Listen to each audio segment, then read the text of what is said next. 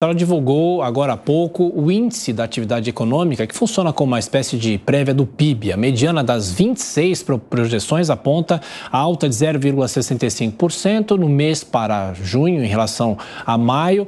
O Alan Gani traz os detalhes, é o IBCBR, né, que é a prévia do PIB do país. O que isso significa? O que isso representa? Bom, significa que houve uma retomada do crescimento econômico após um dado muito ruim do mês de maio. Houve uma queda de 2% em maio.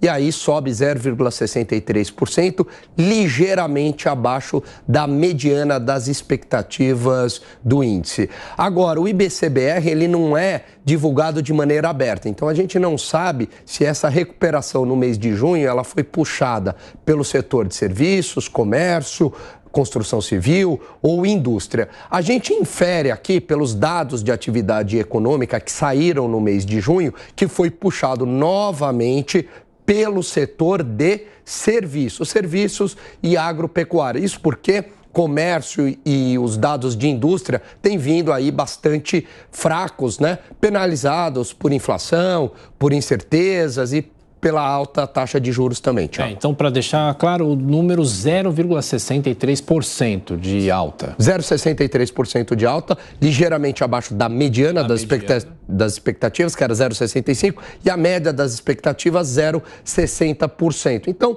foi ali de acordo com o esperado pelo mercado financeiro, reflete aí uma recuperação no mês de junho e ele é bastante correlacionado com o PIB. Por isso que ele acaba sendo um indicador importante, né? E provavelmente aí no dia de hoje há uma recalibragem da projeção de PIB em função do dado do IBCBR. Perfeito. Ouvindo também a Amanda e o Beraldo, um minutinho para cada um. Amanda, essa projeção, esse termômetro importante em relação ao crescimento do Brasil e saber se o segundo semestre vai ser mais aquecido ou não, né?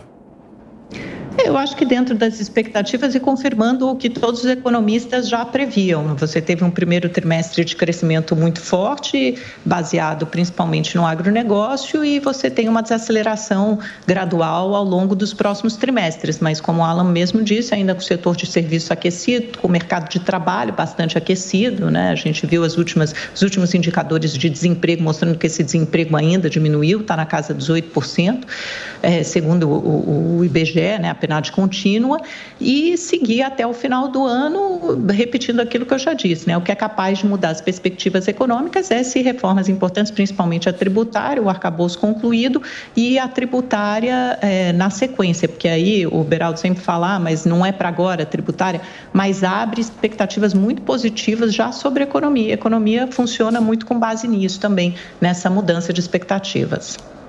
Pois é, inclusive, o Beraldo, a expectativa também, será que o Senado pode mudar o período de transição da reforma tributária, diminuir um pouco mais? Eu acho isso muito improvável. Essa reforma tributária ela vai ser bastante trabalhosa, né, para que faça-se todos os ajustes e que isso não signifique em perda de arrecadação, que é o principal foco desse governo.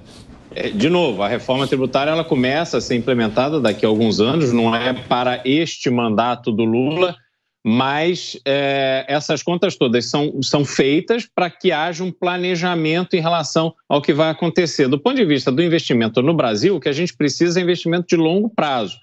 Não adianta a gente ter uma taxa de juros elevada, onde o dinheiro vem aqui de forma especulativa, ganha o dinheiro dos juros e depois ele vai embora ao menor sinal de fumaça. E para que a gente tenha esse investimento de longo prazo, a gente precisa que o governo dê sinais claros de que ele vai melhorar a performance fiscal do próprio governo, reduzir gastos, que ele está atento a isso.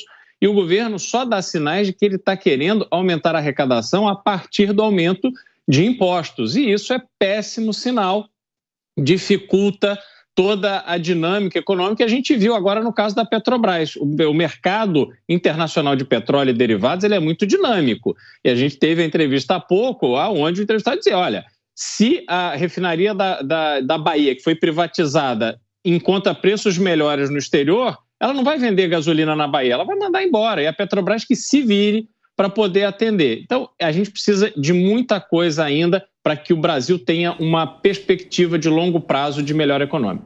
9h44. Repita. 9h44.